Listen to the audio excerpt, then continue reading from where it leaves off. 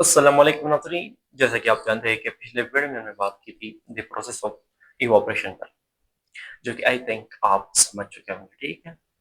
तो आज की इस वीडियो में हम बात करते हैं उन फैक्टर्स पर जो रेट ऑफ इवैपोरेशन को जो है ना इफेक्ट करते हैं, मतलब रेट ऑफ इवैपोरेशन पर असर डालते हैं वो फैक्टर्स।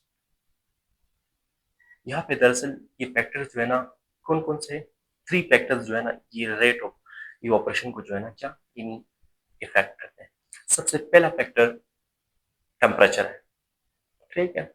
और दूसरा फैक्टर जो है ना वो क्या है? Surface area. तीसरा फैक्टर जो है ना यहाँ पे आपका है इंटरमॉलिक्यूलर फोर्सेस।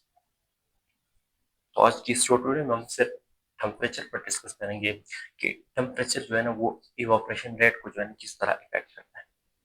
ये दरअसल जैसी मतलब किसी लिक्विड के जो है ना, जब आप किसी लिक्विड को हीट करते हैं, मतलब हीट देते हैं, तो होता क्या है?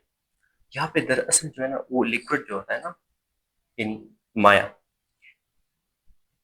इनकी मॉलिक्यूल्स की काइनेटिक एनर्जी जो है ना बढ़ जाती है, ठीक है? इंक्रीज हो जाती है काइनेटिक एनर्जी, यानी हर की तवानाई।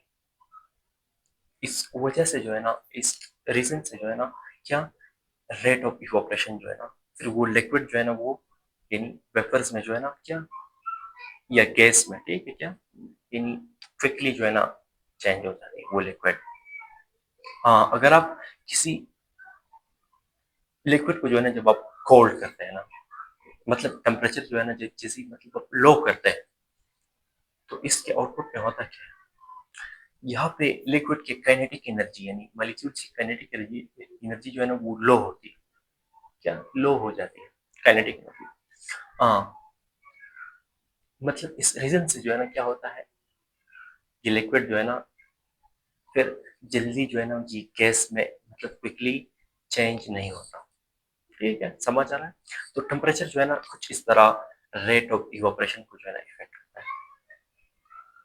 सो गाइस, आई होप कि आप मेरे इस वीडियो से इस्तेमाल ले चुके होंगे। चलो मुलाकात होगी नेक्स्ट वीडियो में, सो अपना ख्याल रखिएगा। अल्लाह हाफिज।